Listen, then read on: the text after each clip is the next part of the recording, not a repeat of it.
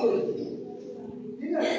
একটা নাটকের গল্প রামশ্যামের একটা গল্প হয়তো হচ্ছে, সেখানে রামশ্যামের এগুলো হচ্ছে চরিত্র, ঠিক আছে? তোমরা বুঝতে পারলে চরিত্র তাহলে কাকে বলছে? হ্যাঁ, আচ্ছা।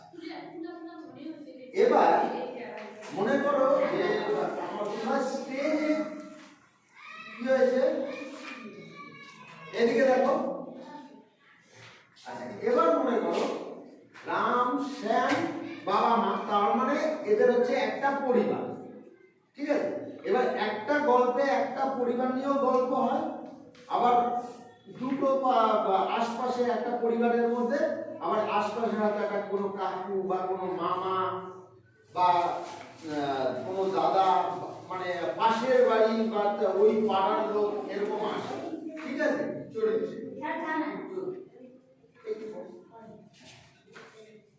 আচ্ছা, এবার ওই চরিত্রগুলোতে এবার আমরা কি বলেছি প্রথমে? রাম শ্যাম, রাম শ্যামকে নিয়ে একটা গল্প, তার হলে তার বাবা মা আছে, ঠিক আছে? এবার রাম শ্যাম হচ্ছে মূল চরিত্র। তোমরা বুঝতে পারছো কথাগুলো কি বলছি আমরা?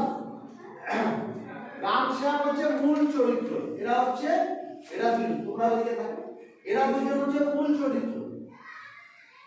চরিত্র প্রথমে বলে দিলাম, এবার ওর মধ্যে মূল চরিত্র এবং পার্শ্ববর্তী চরিত্র থাকে, ঠিক আছে? তাহলে রাম আর শ্যাম হচ্ছে মূল চরিত্র, ঠিক আছে? তাহলে এবার বাবা মা হচ্ছে পার্শ্ববর্তী চরিত্র। এবং আমি যদি, তুমি উঠে এসো তো,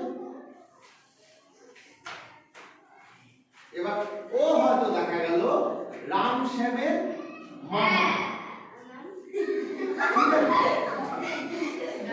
ও হয়তো দেখা গেল রাম শ্যামের মামা। মামা মানে কি? মায়ের ভাই।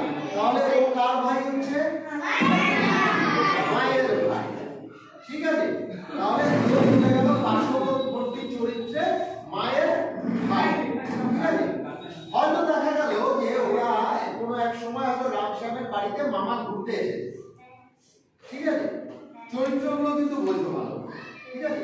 রাম শ্যামের বাড়িতে মামা ঘুরতে এসেছে, ঠিক আছে? তাহলে পার্শ্ববর্তী চরিত্র হচ্ছে বাবা মা, মূল চরিত্র কারা?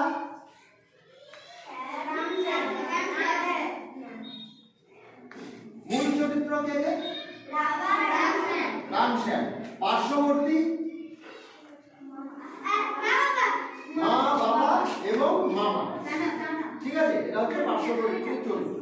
তো কোনো একটা গল্পে আমরা গল্প শুনি, বাড়িতে বাবা মা আমাদের গল্প বলে, তো গল্পের মধ্যে রাজা রানী থাকে, মন্ত্রী থাকে, হ্যাঁ, সেনাপতি থাকে। আচ্ছা, গোপাল ভাঁড় আমরা কে দেখি?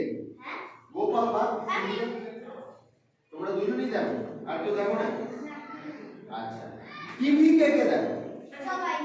টিভি সবাই দেখো। টিভিতে কি দেখো?